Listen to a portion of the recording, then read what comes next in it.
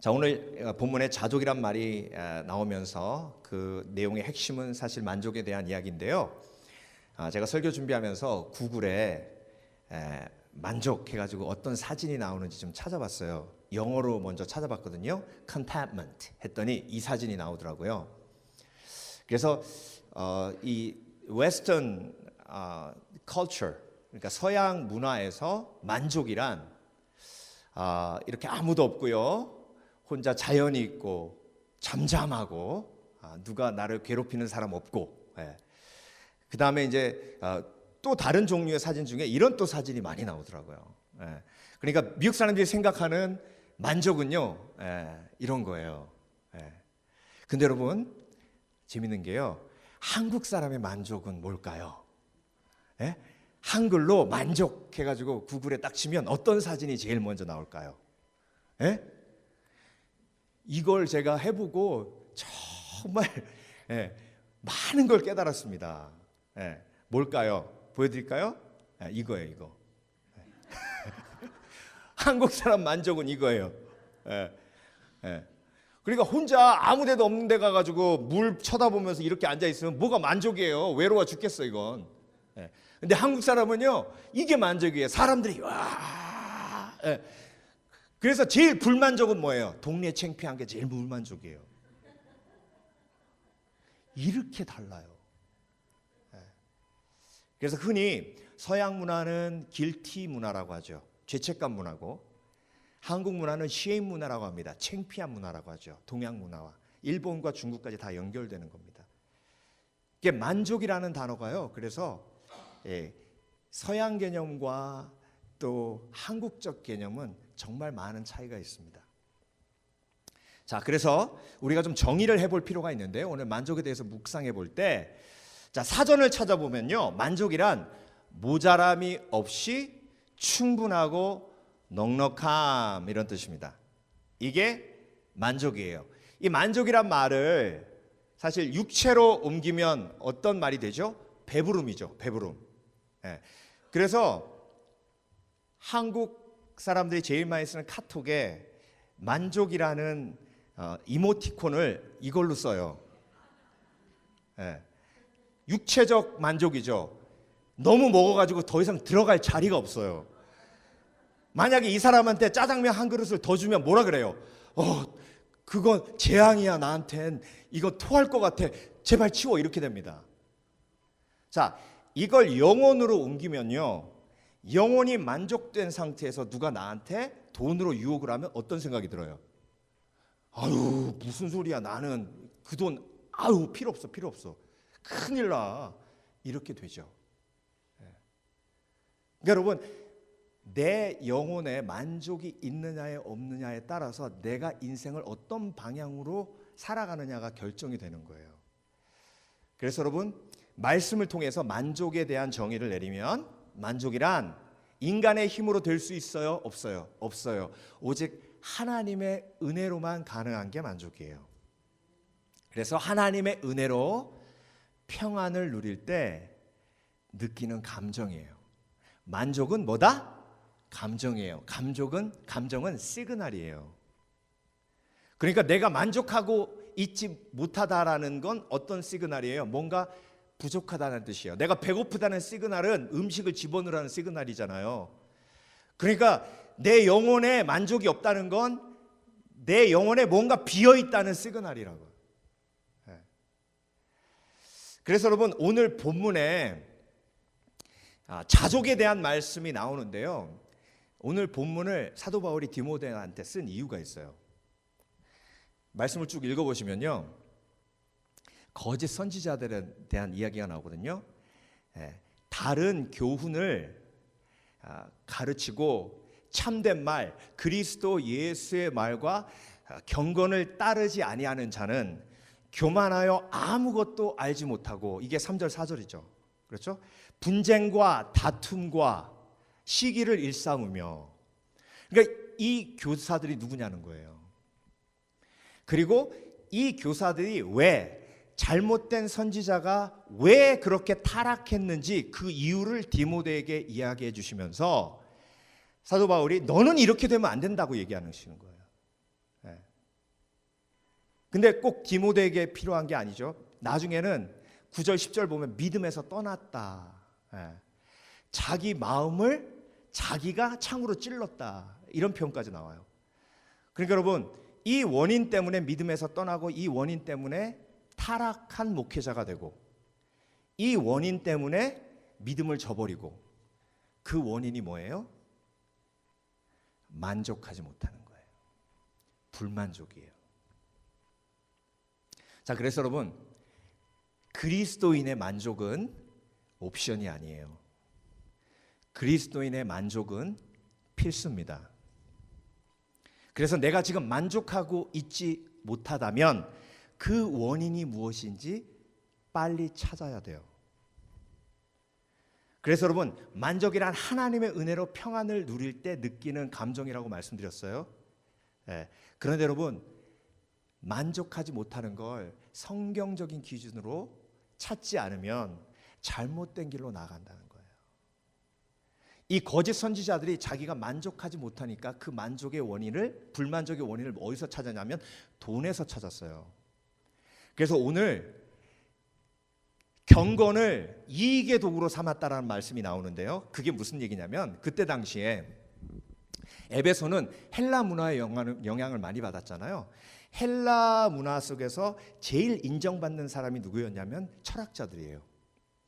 그래서 아리스토텔레스, 플라톤, 소크라테스 다 그리스 사람이잖아요. 예. 근데 그때 당시에 철학자들이 사람들에게 인기를 얻으려면 지금까지 들었던 이야기를 하면 인기가 없어요. 아유, 그거 누구한테 들은 얘기인데? 아유, 그거 맨날 하던 얘기야. 그러니까 날마다 어떤 얘기를 해야 돼요?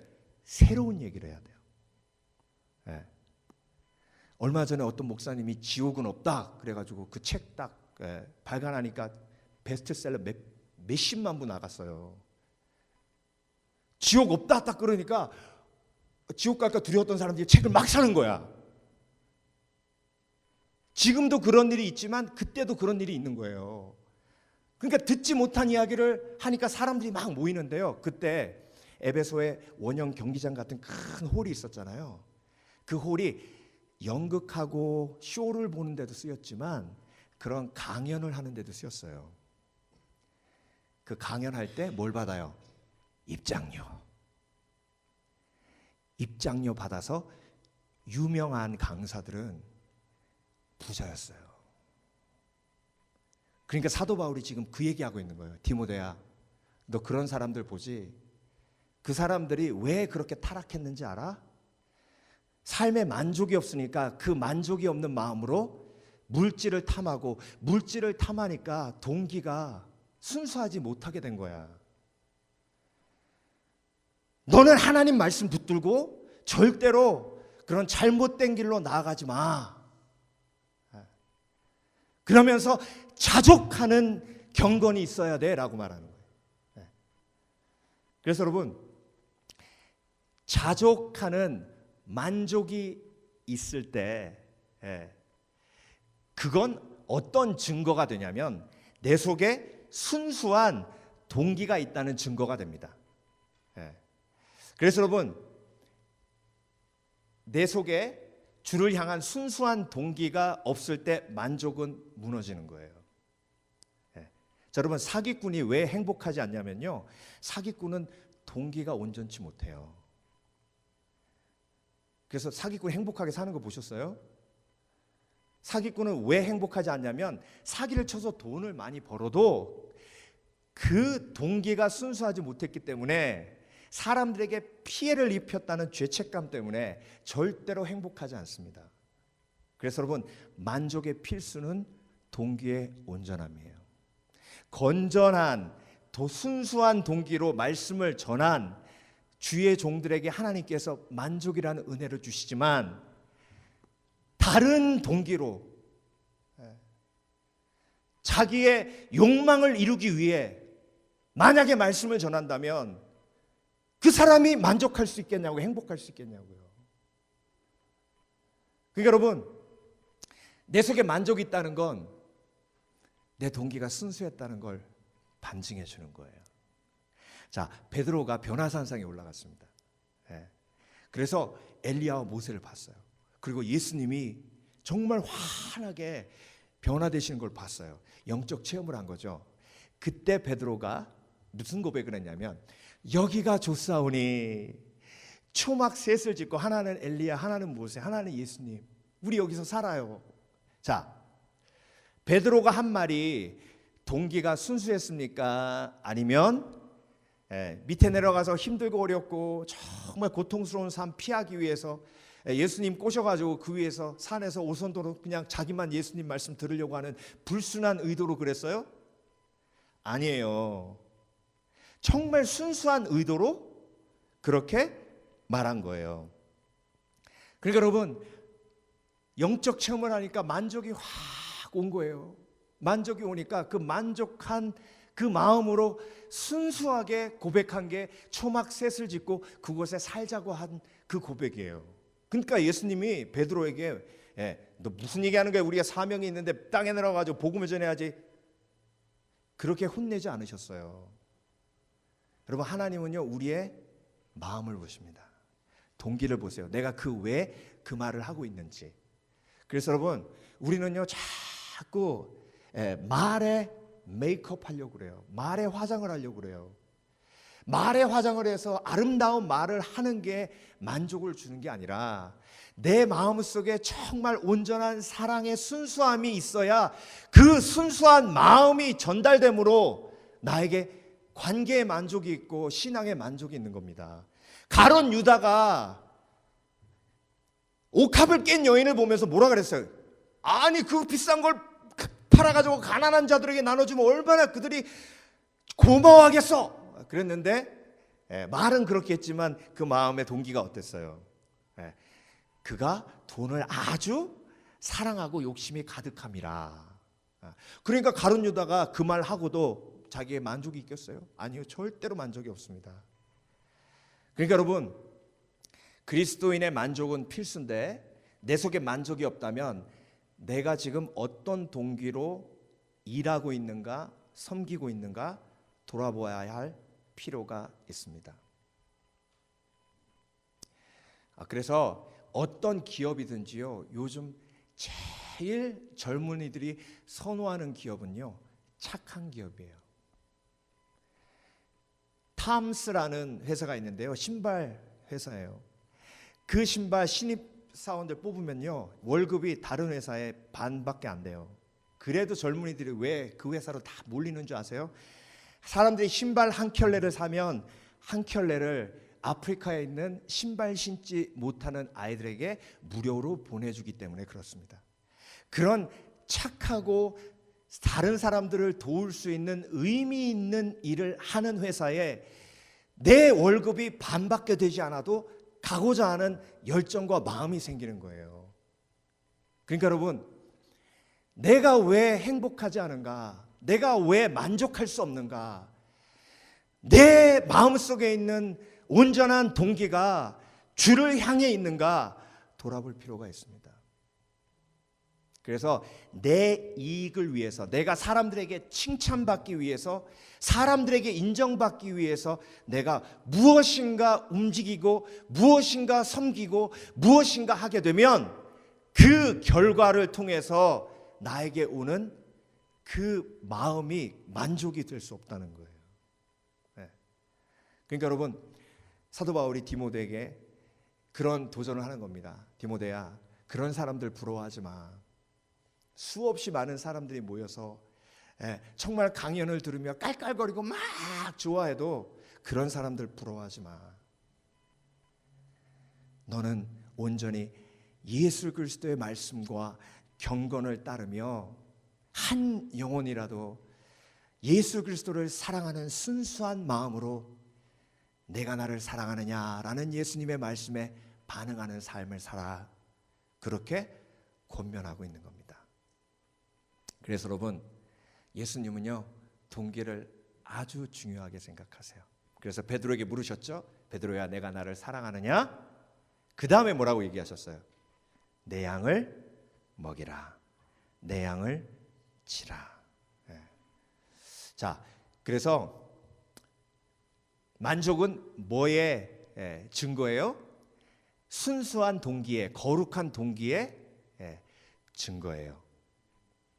자, 그래서 오늘 본문을 쭉 제가 이렇게 요약을 했는데요. 만족은 거룩한 동기의 증거고요. 두 번째로 거룩한 소망의 증거입니다. 자, 오늘 본문을 보면 그러나 자족하는 마음이 있으면 경건은 큰 이익이 되느니라. 우리가 세상에 아무것도 가지고 온 것이 없음에 또한 아무것도 가지고 가지 못하리니 우리가 먹을 것과 입을 것이 있은즉 족한 줄로 알 것이니라. 자, 오늘 본문에서 사도 바울이 그렇게 사람들을 이용해서 돈을 벌려고 하는 거짓 선지자들에게 그들의 소망은 지금 이 땅에 묶여 있다는 거예요. 그런데 우리가 세상에 아무것도 가지고 온 것이 없으며 또한 아무것도 가지고 가지 못하니까 우리는 천국에 대한 소망을 가지고 있기 때문에 천국의 소망을 가진 사람은 만족하고 그 만족이 있기 때문에 그 유혹에 넘어가지 않는다는 겁니다. 그래서 여러분, 내가 만족한다는 건요, 이 세상의 소망이 있지 아니하고 하늘나라의 소망이 있기 때문에 내가 만족하는 거예요. 그래서 하늘나라의 소망이 있다는 증거예요. 아멘. 아멘. 그래서 오늘 본문에도 돈을 사랑하는 것이 일만하게 뿌리라 그렇게 얘기하셨지만 누가복음 16장에 돈에 대한 이야기가 또 나오는데요. 돈과 하나님을 겸하여 섬길 수 없나니, 그렇죠?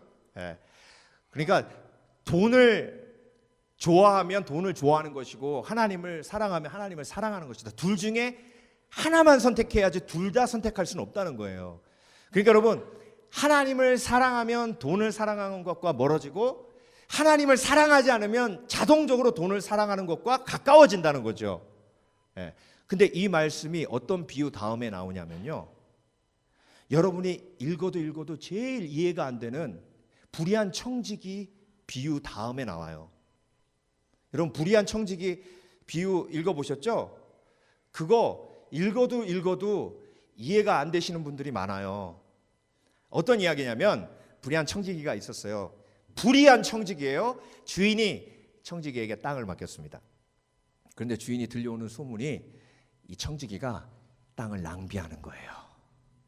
그래가지고 주인이 이 청지기를 내가 가가지고 레이업 시켜야겠다, 그만두게 만들어야겠다 생각을 한 거예요. 근데 그 소문이 그 불의한 청지기에게 들렸어요. 그러니까 불의한 청지기가 내가 레이업 당한 다음에 그럼 어떻게 해야 되지? 생각을 하니까 갈 데가 없는 거예요.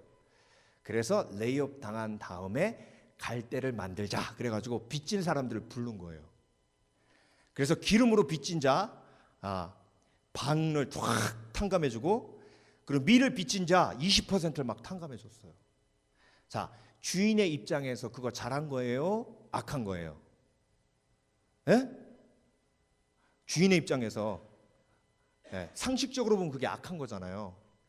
근데 성경을 보면 주인이 그 불의한 청지기를 칭찬해요. 그리고 나서 두 주인을 섬길 수 없다는 그 말씀이 나오는 거예요. 그럼 그게 어떤 의미일까? 왜 그게 칭찬받을 일인가? 여러분, 우리의 것은 하나도 없어요. 우리가 가지고 온 것 아무것도 없고 가지고 갈 수도 없어요. 그렇죠? 내가 가지고 있는 것 모든 게 하나님이 맡겨주신 거예요. 근데 여러분, 하나님의 관점의 낭비는요, 우리가 생각하는 낭비하고는 달라요. 하나님의 뜻대로 물질을 사용하면, 하나님의 뜻대로 땅을 사용하면 그게 이익을 남기는 거예요.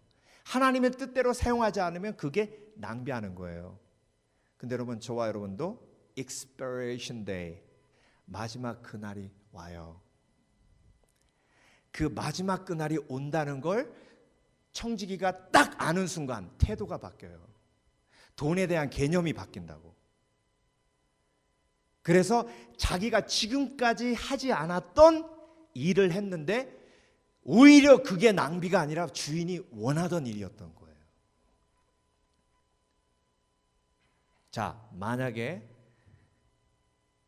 저와 여러분이 내일 주님 품 안에 안긴다면 여러분이 가지고 계신 여러분의 물질을 어떻게 사용하시겠습니까? 그 질문을 지금 불의한 청지기 비유에서 우리에게 던지는 거예요. 불의한 청지기 비유 다음에 무슨 비유가 나오는지 아세요? 부자와 나사로 이야기. 부자의 집 앞에서 구걸해서 먹던 나사로, 그리고 매일매일 향락을 즐겼던 부자 이야기. 근데 딱 죽고 나서 거지 나사로는 아브라함 품에 안기잖아요. 하나님이 우리에게 주신 그 시간이 expired 됐을 때 어떤 일이 벌어질지 준비하는 사람, 그 사람은 하늘에 소망이 있는 사람. 그걸 준비하지 않는 사람은 이 땅에 소망이 있는 사람. 그래서 하늘에 소망이 있는 사람은 설사 내 것이 나가고, 설사 내가 예수는 흥하여지고 나는 쇠하여지더라도 만족할 수 있는 힘이 있어요. 왜? 내 소망은 이 땅에 있지 아니하고 하늘에 있기 때문에. 그런데 이 땅에 소망이 있는 사람은 이 땅에서 쓰러지고 넘어지면 그게 끝이에요. 그러니까 만족할 수 없죠. 사람들이 인정해 주지 않으면 아주 그냥 너무 힘든 거예요. 이 땅에 소망이 있기 때문에. 그래서 여러분, 사람을 만족해서 만족을 얻으려고 하면 더 큰 구렁텅이에 빠집니다. 왜? 사람은 죄인이기 때문에 절대 만족이 없어요. 제가 학원에서 강의할 때 하루는 원장실에 딱 들어갔는데 원장님이 막 나 반 선생님 이거 사업 때려칠까 봐 하기 싫어 막 그래요.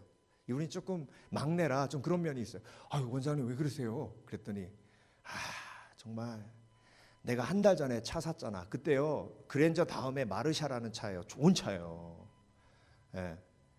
그 차를 사신 거예요.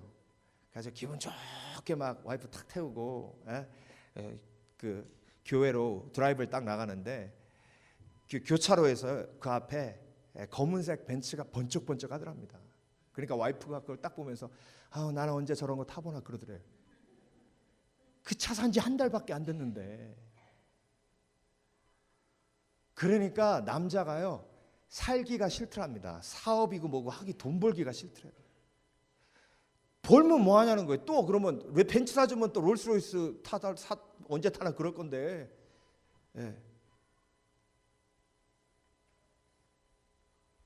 그래서 여러분, 하나님은요 절대로 사람을 만족하게 해서 만족을 누리라라고 우리에게 말씀하신 적이 없어요. 하나님은요 우리에게 만족을 주신다 하셨습니다. 평안을 만족이라고 대치해도 똑같은 말이에요. 평안을 너에게 끼치노니 평안을 너에게 주노라. 내가 주는 평안 세상 것과 같지 아니하니 너는 걱정하지도 말고 근심하지도 말라. 세상 것과 같지 아니하다는 말은 우리가 평안한 이유는요 하나님은 정말 작은 것으로도 만족하십니다. 하나님은요 저와 여러분의 업적으로 만족하시는 게 아니라 저와 여러분의 존재로 만족하십니다. 너의 하나님 여호와가 너희 가운데 계시니 그는 구원을 베푸실 전능자라. 그가 잠잠히 너의 기도를 들으시며 즐거이 부르며 기뻐하시리라. 제가 그 잠잠이란 말이에요. 하나님이 왜 잠잠히 계시지? 우리한테 좀 말씀도 하시고 그래야 될 텐데 그래서 제가 원어를 찾아봤어요. 그 원어가 호시라는 말인데요. 호시라는 말은 귀가 먹는다는 뜻이에요.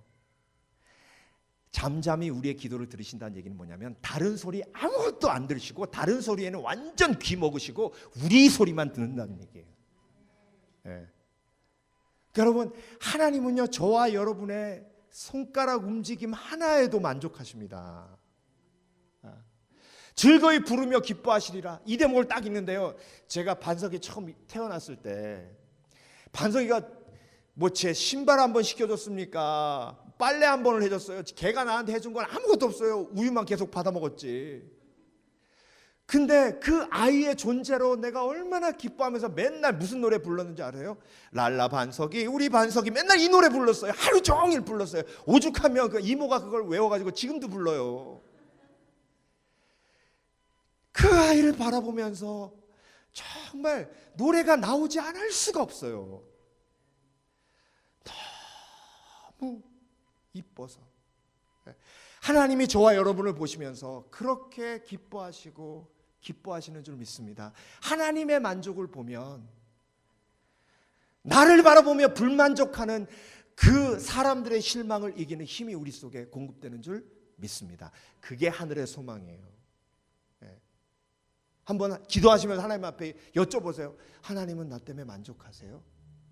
그걸 말이라고 하냐? 너의 예배를 얼마나 내가 기뻐하며, 너의 찬양을 얼마나 기뻐하며, 너의 간구하는 그 기도 소리가 얼마나 나에게 아름다운 음악 소리로 들리는지 아니? 너의 웃음 한 번, 그 미소 한 번이 나에게 큰 기쁨이란다. 내가 너로 인하여 즐거이 부르며 기뻐하고 있단다. 그래서 여러분, 내가 천국의 소망을 가지고 있다면 내가 만족하고 있는 거예요. 반대로 만족하고 있기 때문에 천국의 소망을 내가 가지고 있다는 증거가 되는 겁니다. 할렐루야. 그런 은혜가 있으시길 주의 이름으로 축원합니다. 마지막으로 만족은요, 거룩한 재정의 증거입니다. 하나님의 뜻대로 돈을 사랑하지 않으면요, 만족이 있어요. 그런데 만족하는 사람은 돈을 사랑하지 않습니다. 만족하는 사람은 돈을 사랑하지 않고 돈을 도구로 여깁니다. 그런데 만족하지 않으면 돈이 목적이 돼요. 얼마나 비참한 겁니까? 말씀을 전하는 하나님의 종이, 선지자가 이렇게 하면 헌금이 많이 나오겠지? 어떻게 하면 좀 더 긁어낼까? 이게 얼마나 불쌍한 인생이에요. 그러고 만족하겠습니까? 그 인생이. 차라리 그냥 가족같이 몇 명 앉혀놓고 설교하더라도 순수한 성령의 감동으로 말씀을 전함으로 성령께서 주시는 그 온전한 평안과 만족을 누리는 게, 그게 지혜라고 믿습니다. 너무 안타까운 건요, 미국에서 제일 유명한 목사님 중에 한 분인데, 여러분 텔레비전만 키면 나올 거예요. 이분이 얼마 전에 LA 집회로 왔는데, 근데 그 어마어마한 스테디움에 들어가서 그분의 말씀을 듣는데 입장료를 내야 된대요.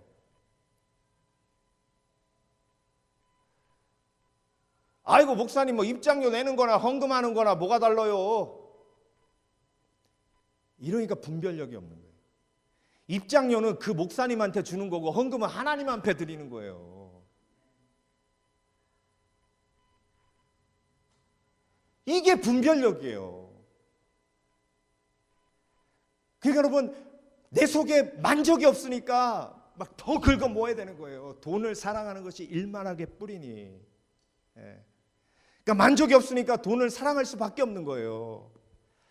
부하려 하는 자들은, 돈이 목적인 사람은 시험과 올무와 여러 가지 어리석고 해로운 욕심에 멀어지나니 그 사람으로 파멸과 멸망에 빠지게 하는 것이라. 돈을 사랑함이 일만하게 뿌리가 되나니 이것을 탐내는 자들은 미혹을 받아 믿음에서 떠나 많은 근심으로써 자기를 찔렀도다. 자기를 찌르는 게 뭐예요? 자살이에요. 가룟 유다가 만족이 없는 거죠. 그래서 돈을 쫓습니다. 그래서 자기를 찌르는 어리석음에 빠집니다. 다시 한번 말씀드립니다. 그리스도인은 만족이 옵션이 아니에요. 만족은 필수입니다. 그래서 무화과 나무 잎이 마르고 포도 열매가 없으며 외양간 송아지 없고 난 여호와로 즐거워하리. 내가 부하거나 가난하거나 배부르거나 배고프거나 일체의 만족의 비결을 배웠나니. 빌립보서 4장 말씀이잖아요. 다윗은 시편 17편에서 앞부분에 대적 때문에 너무 고통스러운 고백을 계속합니다. 저는 그 시편을 읽으면서 다윗이 지금 사울을 피해 도망하고 있구나, 지금 동굴에 숨었구나. 그런데 여러분 15절에 정말 아름다운 고백을 합니다. 내가 아침에 깰 때에 주 형상에 만족하리. 주 형상에 만족한다는 얘기가 뭔지 아세요? 그게 하나님의 영어로 likeness예요. 주 형상에 만족한다는 건 뭐냐면 내가 짐승으로 태어나지 않고 하나님의 이미지대로 하나님의 형상대로 지음받은 것으로 인해 내가 만족한다는 거예요. 다윗의 그 위대한 고백이 사울에게 쫓길 때 그 고난의 구렁텅이 속에 있을 때, 그 동굴 속에 있을 때 나왔다는 거 여러분 기억하시길 주의 이름으로 축원합니다. 그래서 만족은요, 평안이에요. 하나님의 은혜로 주시는 믿음의 열매입니다. 네. 그러니까 여러분 그리스도인의 만족은 옵션이에요? 아니에요. 필수예요. 이렇게 생각하면 좀 그렇긴 하지만 만약에 저와 여러분이 이 교회를 파괴하기 원하는 사탄이라고 생각하면 누구를 사용해서 교회를 망가뜨려야 되잖아요. 그럼 누굴 선택하시겠어요? 예? 누굴 선택하시겠어요?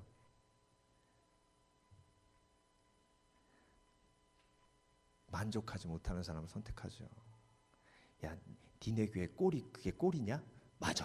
아이고 꼴, 아이고. 예.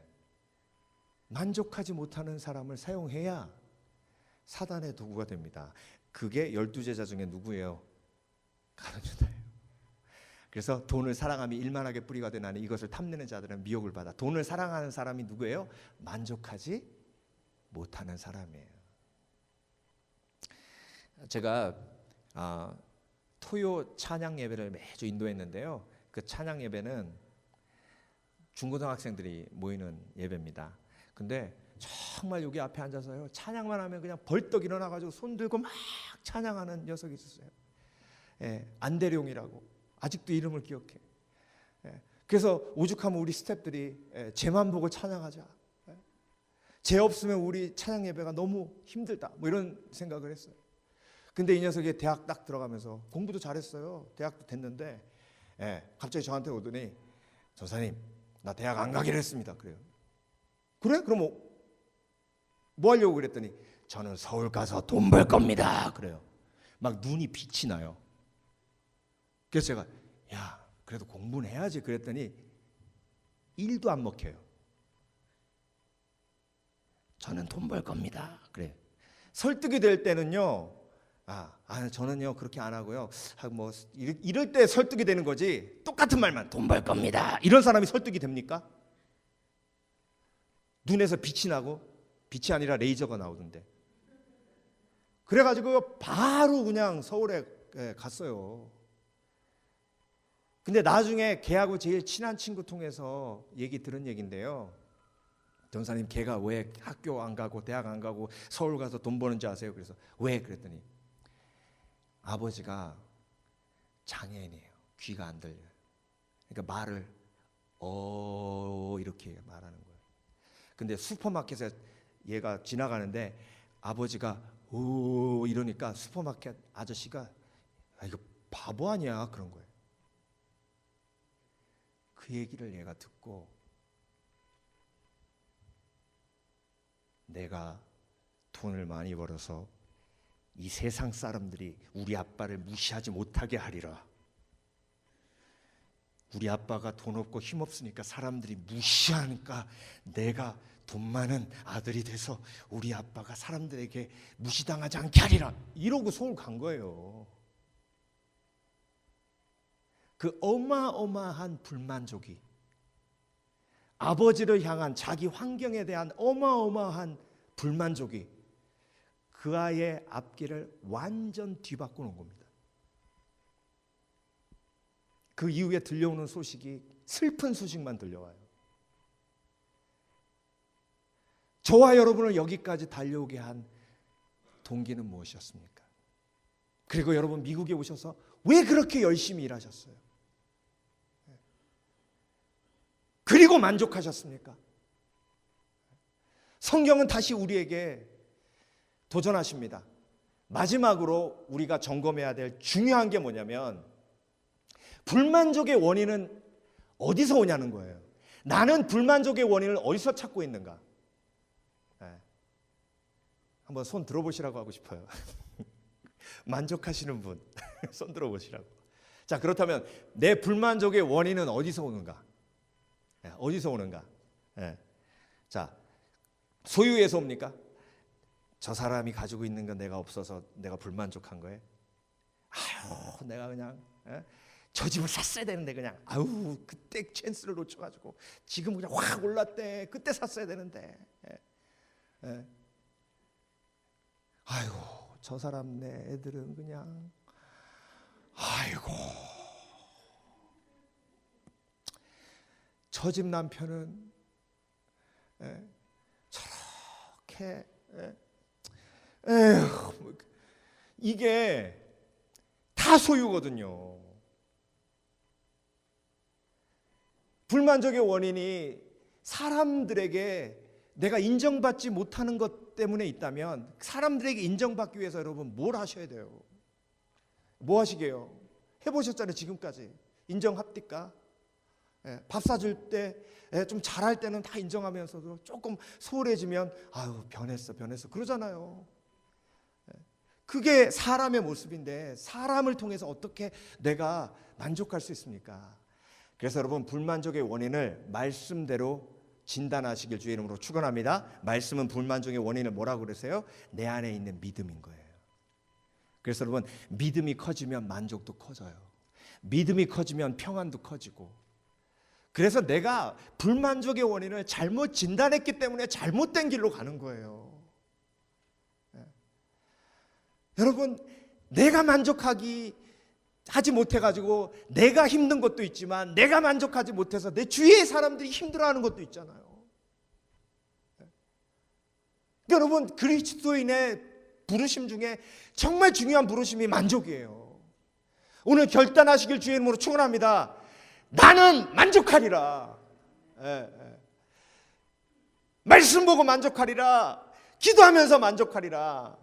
기도해서 만족이 안 오면 금식하리라. 말씀 봐서 만족이 안 오면 암송하리라. 그래서 그리스도인의 만족은 옵션이 아니라 필수이기에 나는 만족을 성령의 능력으로 예수 그리스도의 은혜로 이루어 내리라. 그러면 유혹에 빠지지 않아요. 마치 아까 제가 보여드린 것처럼 그 배부른 이모티콘처럼 영적으로 그렇게 배부른데 누가 와가지고 유혹하면 그 유혹이 됩니까? 아이고 됐어요. 난 만족해요. 행복해요. 즐거워요. 기뻐요. 그리고 천국 주 예수 그리스도 만날 그날만 소망해요. 그러면 정말 하나님이 기뻐하시는 삶 될 줄 믿습니다. 그래서 여러분 오늘도 만족하겠다고 결단하시는 지혜로운 그리스도인 되시길 주의 이름으로 축원합니다. 기도하겠습니다.